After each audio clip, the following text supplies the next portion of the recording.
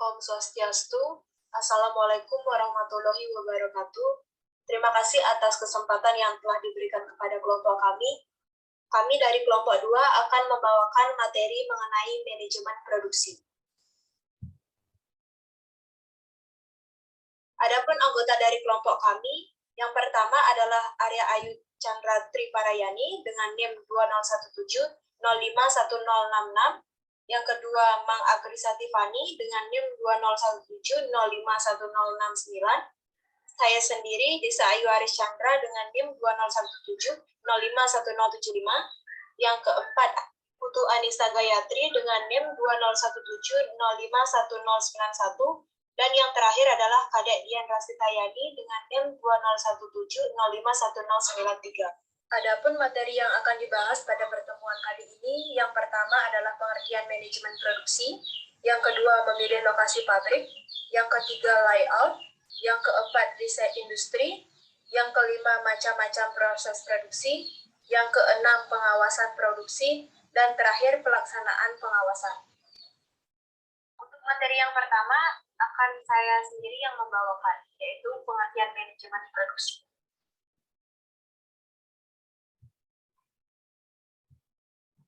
Manajemen produksi merupakan suatu kegiatan mengelola penggunaan sumber daya atau faktor produksi secara optimal dalam proses. Untuk menghasilkan barang dan jasa, perusahaan menggunakan berbagai sumber daya. Sumber daya harus dikelola secara optimal, seperti mencari lokasi yang tepat, dan mengatur penempatan mesin, merencanakan proses produksi, menjaga ketepatan waktu, dan pekerjaan lain yang bersifat teknis dalam pabrik.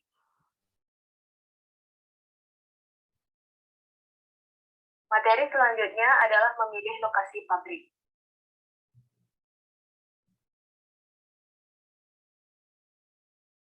Semakin pesatnya perkembangan ekonomi, sehingga menyebabkan industri menghadapi masalah dalam hal penentuan lokasi untuk ekspansi. Namun, pemerintah telah menetapkan tempat konsentrasi industri, biasanya di luar kota, sehingga industri dapat menyerap tenaga kerja di daerah sekitarnya dan daerah pemasaran lebih dekat, serta menghindari polusi. Adapun faktor-faktor yang perlu dipertimbangkan dalam memilih lokasi pabrik, yaitu yang pertama adalah dekat dengan sumber material. Kemudian, dekat dengan pasar. Dan yang ketiga, mudah mendapat tenaga kerja. Berikutnya, mudah mendapatkan fasilitas transportasi. Selanjutnya, mudah memperoleh bahan bakar, air, dan lain sebagainya. Dan yang terakhir, harus dipertimbangkan adalah sikap pemerintah setempat serta masyarakatnya. Pabrik yang harus dekat dengan pasar, misalnya pabrik roti, sehingga roti dengan mudah disalurkan ke konsumen. Dan juga, usaha perakitan mobil harus mendekati daerah konsumen, dikarenakan biaya transportasi onderdil mobil yang harus dirakit akan lebih murah jika dibandingkan dengan mengangkut mobil jadi satu persatu langsung dari pabriknya. Serta untuk pabrik makanan dan sayuran kaleng, dikarenakan bahan bakunya cepat busuk, maka tiada lain pilihannya harus berlokasi dekat dengan daerah pertanian, sehingga akan menghemat biaya angkutnya. Sekian materi yang dapat saya sampaikan.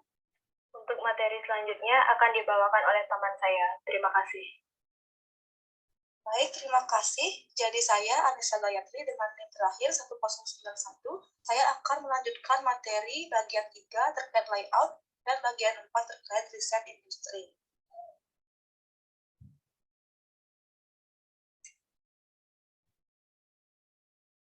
Bagian ketiga yaitu terkait layout. Yang pertama, definisi layout. Layout atau tata letak adalah salah satu kunci yang menentukan efisiennya sebuah operasi perusahaan dalam jangka panjang.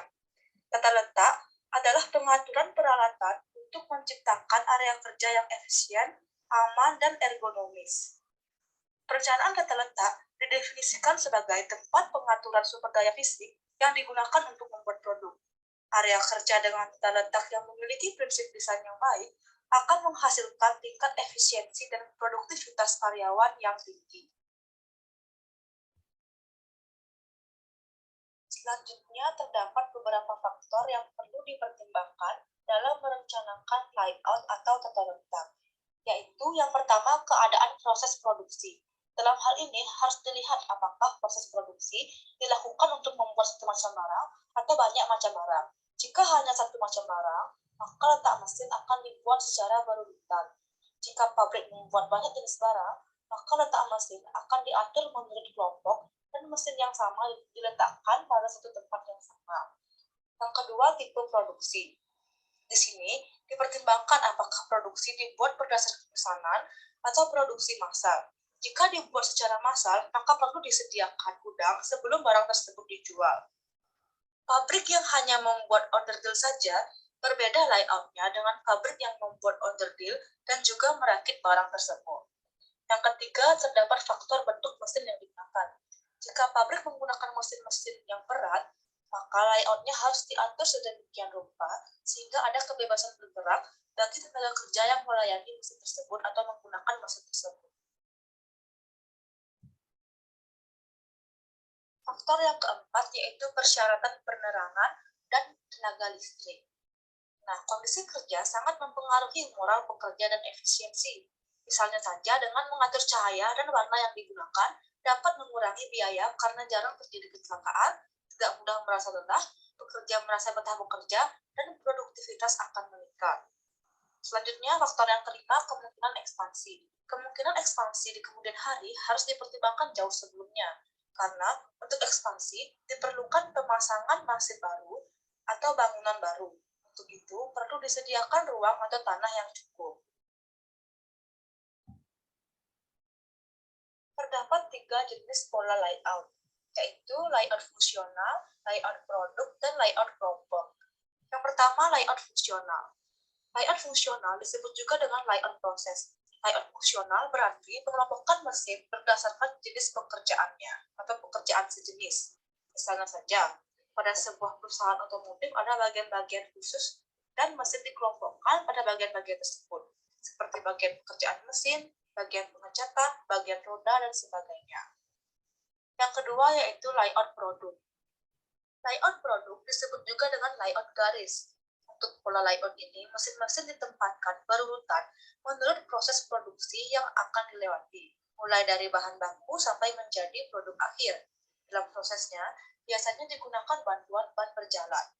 Para karyawan akan dilewati oleh ban berjalan tersebut dan langsung mengerjakan pekerjaan yang melewatinya.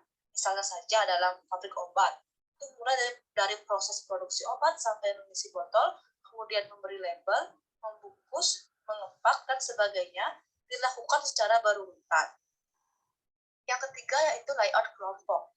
Dalam hal ini, mesin ditempatkan menurut kelompok produknya. Dalam pengelompokan ini, produk dikerjakan sampai tuntas, sehingga dapat menghemat biaya dan waktu pengangkutan transport intern. Materi yang keempat yaitu riset industri. Riset industri adalah suatu investigasi yang ditujukan untuk menghasilkan pengetahuan dan teknologi guna memperbaiki secara signifikan proses, produk, dan jasa yang telah ada atau menciptakan produk, proses, dan jasa yang baru. Usaha riset industri sama usianya dengan usaha produksi itu sendiri, tetapi kurang mendapat perhatian dibandingkan dengan usaha penjualan dan permodalan. Sampai akhir-akhir ini baru sangat menarik kaum industriawan. Riset industri dimulai dengan bentuk kecil pada pertukaran abad ke-20 dengan beberapa laboratorium. Pada mulanya, riset ini digunakan untuk memecahkan masalah khusus, kemudian diarahkan untuk mengembangkan proses produksi.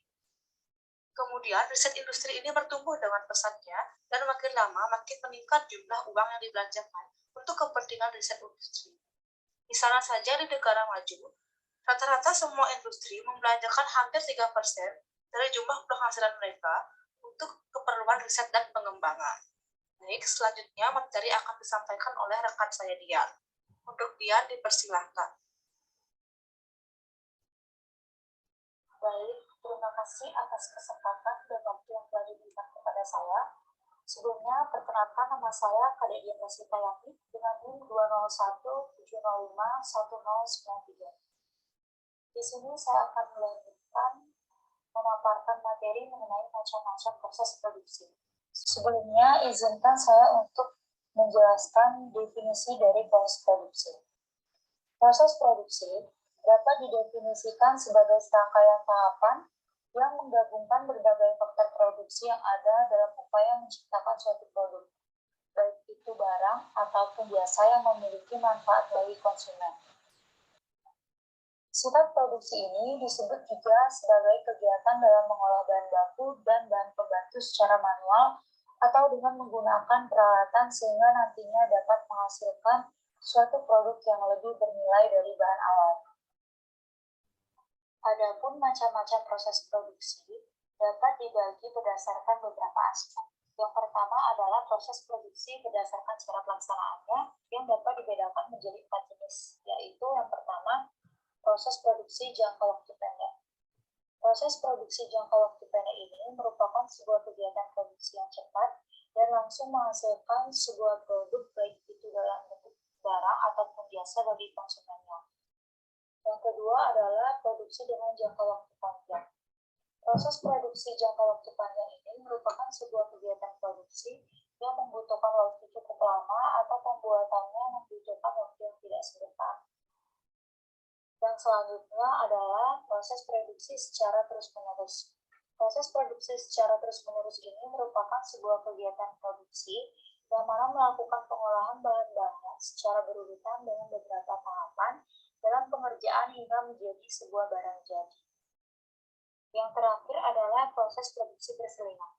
Proses produksi berselingan ini merupakan sebuah jenis proses produksi yang mana kegiatannya mengolah bahan-bahan baku dengan cara menggabungkan menjadi satu barang jadi.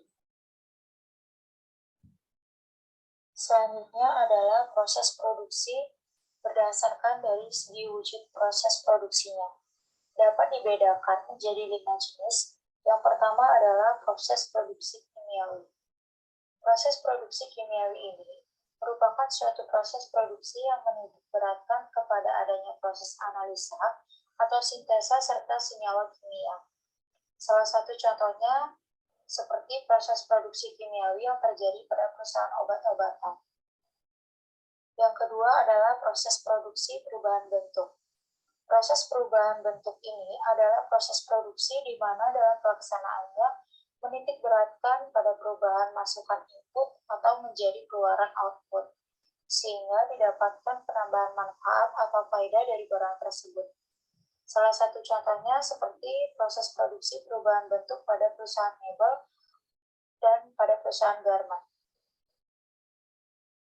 Selanjutnya adalah proses produksi assembling. Proses produksi assembling ini merupakan suatu proses produksi yang dalam pelaksanaan produksinya lebih mengutamakan pada proses penggabungan dari komponen-komponen produk dalam perusahaan yang bersangkutan atau membeli komponen produk yang dibeli dari perusahaan lain.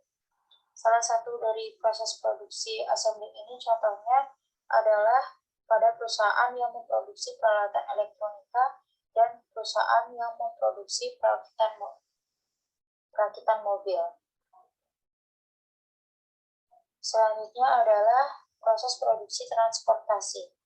Proses produksi transportasi ini merupakan suatu proses produksi dengan jalan menciptakan jasa pemindahan tempat dari barang ataupun manusia. Dengan adanya pemindahan tempat tersebut, maka barang atau manusia yang bersangkutan ini akan mempunyai kegunaan atau merasakan adanya tambahan manfaat. Salah satu contoh dari proses produksi transportasi ini terjadi pada perusahaan kereta api atau perusahaan angkutan. Yang terakhir adalah proses produksi penciptaan jasa administrasi.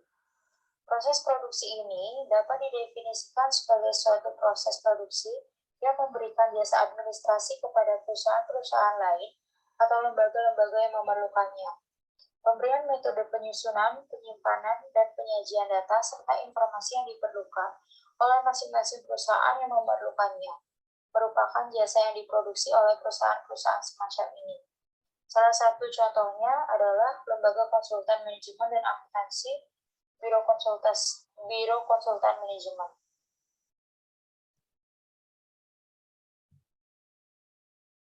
Selanjutnya adalah proses produksi yang dapat dilihat berdasarkan dari segi penyelesaian proses produksi, yang dapat dibagi menjadi beberapa tipe. Yang pertama adalah proses produksi tipe A. Proses produksi tipe A ini dapat didefinisikan sebagai suatu tipe dari proses produksi di mana dalam setiap tahap proses produksi yang dilaksanakan dalam perusahaan dapat diperiksa secara mudah. Yang kedua adalah proses produksi tipe B. Proses produksi tipe B ini merupakan suatu proses produksi di mana penyelesaian proses diproduksi dalam perusahaan yang bersangkutan akan terdapat beberapa ketergantungan dari masing-masing tahap proses produksi tersebut. Yang ketiga adalah proses produksi tipe C. Proses produksi tipe C merupakan sebuah proses produksi dengan jalan melakukan proses penggabungan atau pemasangan komponen-komponen menjadi suatu produk jadi tertentu. Yang keempat adalah proses produksi tipe D. Proses produksi tipe D ini merupakan sebuah proses produksi yang mempergunakan mesin dan peralatan yang terotomatisasi dan dilengkapi dengan alat pengendalian dan pengawasan proses. Yang terakhir adalah proses produksi tipe E. Proses produksi tipe E ini merupakan sebuah proses produksi dari perusahaan-perusahaan dagang dan jasa. Sekian presentasi dari saya. Selanjutnya akan dilanjutkan oleh rekan saya. Sekian, terima kasih. Baik, terima kasih atas kesempatannya. Sebelumnya perkenalkan, saya Arya Chandra Triparayani dengan NIM 2017-051066. Sini saya akan menjelaskan materi mengenai pengawasan produksi. Pengawasan produksi merupakan sebuah kegiatan yang dilaksanakan dengan tujuan menjaga kelancaran pekerjaan dari bahan baku sampai ke barang jadi, sehingga dapat diselesaikan dalam tempo sesingkat mungkin dan biaya serendah mungkin.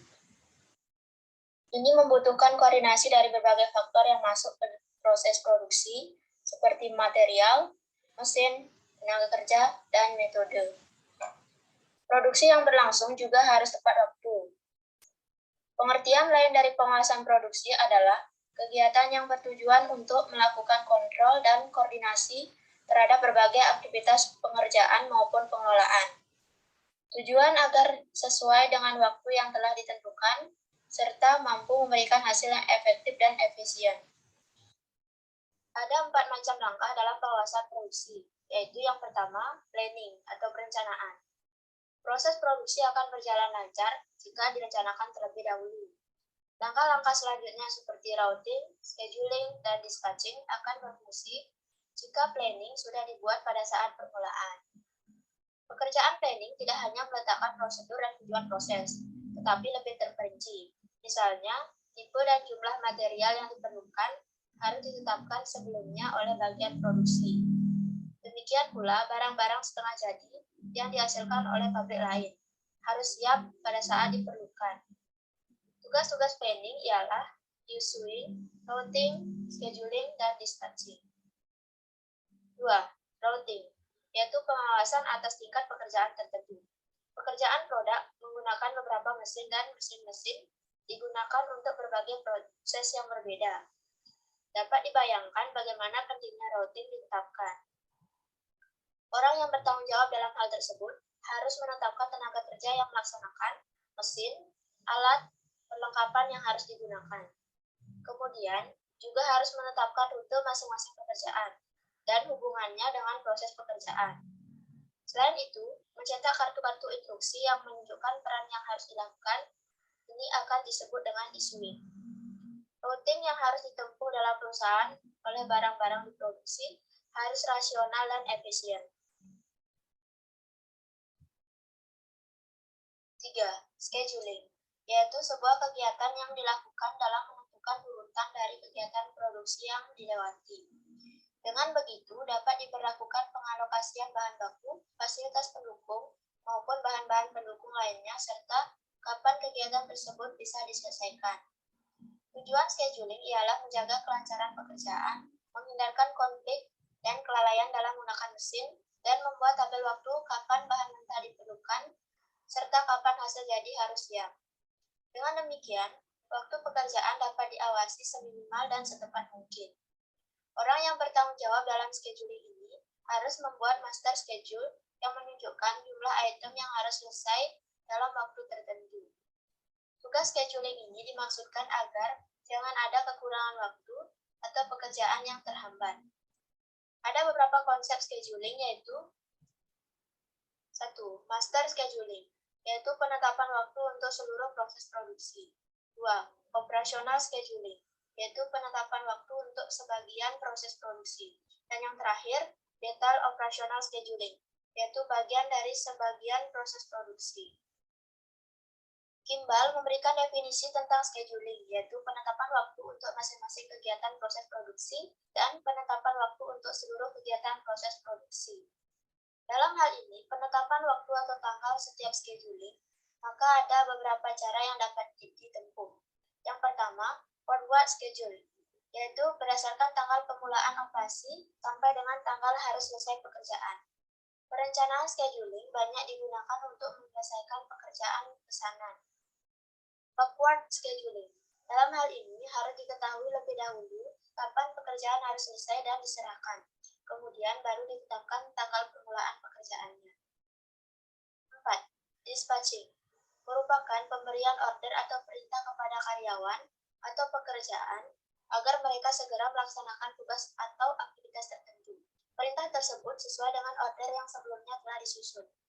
Dalam hal ini dibuat perintah kerja untuk masing-masing pekerjaan. Dan ini penting agar planning dapat dilaksanakan, routing dapat diatur, dan scheduling dapat dijaga.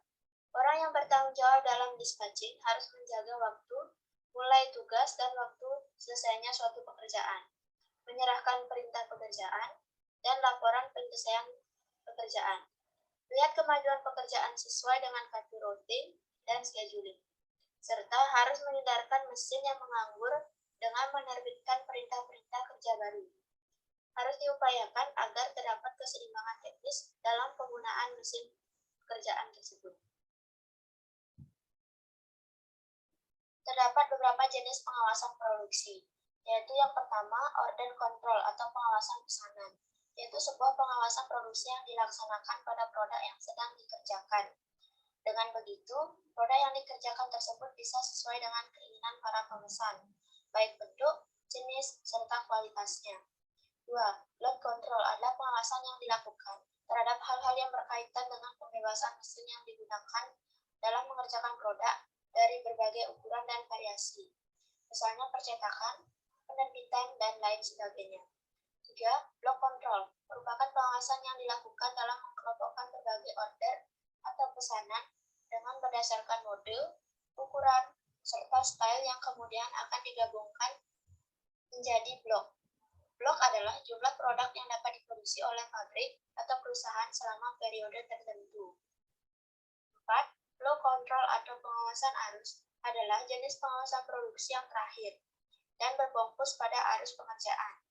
Tujuannya agar proses pengerjaan tersebut lancar dan memberikan hasil sesuai dengan apa yang telah direncanakan. Baik, sekian yang dapat saya presentasikan. Materi selanjutnya akan dijelaskan oleh teman saya, Mengagri Satifat. Baik, terima kasih atas kesempatan yang telah diberikan kepada saya. Jadi pada kesempatan kali ini, saya akan mempresentasikan materi terkait tahapan pelaksanaan pengawasan yang secara spesifik dibagi menjadi 5 tahapan. Namun sebelum itu, izinkan saya untuk memperkenalkan diri terlebih dahulu. Perkenalkan, nama saya Agri dengan NIM 4 digit belakang 1069. Tahapan pertama dari pengawasan adalah penetapan standar pelaksanaan. Standar di sini diartikan sebagai suatu satuan pengukuran yang dapat digunakan sebagai patokan ataupun acuan untuk penilaian hasil-hasilnya. Nah, yang dapat digunakan sebagai standar seperti tujuan, sasaran, kuota, dan target.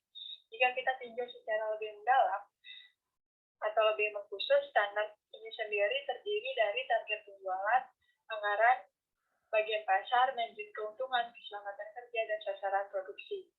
Adapun pengklasifikasian bentuk-bentuk standar secara umum yang terbagi menjadi 3 jenis, yaitu standar fisik yang meliputi kualitas barang atau jasa, jumlah langganan, maupun kualitas produksi, standar moneter yang ditujukan dalam rupiah dan mencakup biaya penjualan, laba kotor, pendapatan penjualan, dan sejenisnya, serta standar waktu yang meliputi kecepatan produksi atau batas waktu kerjaannya. Dan setiap standar ini dapat dinyatakan dan disarankan disajikan dalam bentuk-bentuk hasil yang dapat dihitung sehingga memudahkan manajer dalam mengkomunikasikan kinerjanya secara lebih jelas. Sehingga pencapaian tujuan dari pengawasan ini dapat tercapai secara optimal. Nah, kegiatan pelaksanaan sarjana secara apakah departemennya diaplikasikan oleh para pakar menghabiskan anggaran yang terlalu tinggi. Selanjutnya, tahapan yang ketiga adalah pengukuran pelaksanaan kegiatan yang dilakukan oleh seorang pemeriksa intern atau internal auditor setelah frekuensi pengukuran dan sistem monitoringnya ditentukan. Nah, dalam hal ini, biasanya pemeriksa intern melakukan 3 jenis cara, yakni yang pertama, pengamatan atau observasi, yang kedua, melalui laporan-laporan yang disajikan secara lisan maupun tertulis, dan yang ketiga, dengan mengimplementasikan berbagai macam metode otomatis meliputi inspeksi dan pengujian maupun pengambilan sampel. Setelah ketiga tahapan itu selesai, dilanjutkan ke tahapan kritis dalam proses pengawasan, yakni perbandingan pelaksanaan dengan standar evaluasi. Dikatakan sebagai tahapan kritis karena sistematika atau mekanismenya yang mudah dilakukan memiliki tingkat kompleksitas tinggi yang dapat terjadi pada saat mengimplementasikan adanya penyimpangan atau deviasi. Dan dalam hal ini, penyimpangan-penyimpangan yang terjadi harus dianalisa untuk menentukan penyebab kegagalan pencapaian standar yang telah ditetapkan. Nah, hal ini juga menunjukkan bahwasannya indikator tersebut memiliki peranan penting bagi pihak manajemen yang membuat keputusan untuk mengidentifikasi terlebih dahulu penyebab-penyebab terjadinya penyimpangan. Tahapan terakhir adalah pengambilan tindakan koreksi bila diperlukan. Hal ini berarti adanya tingkat fleksibilitas yang tinggi dalam pelaksanaannya. Karena pada dasarnya, tahapan ini dilakukan apabila hasil analisa menunjukkan perlunya tindakan koreksi dan harus dilakukan dalam berbagai bentuk. Nah, biasanya terdapat beberapa tindakan yang mungkin terjadi, seperti mengubah standar mula-mula atau sebelumnya telah ditetapkan jika dinilai terlalu tinggi maupun terlalu rendah.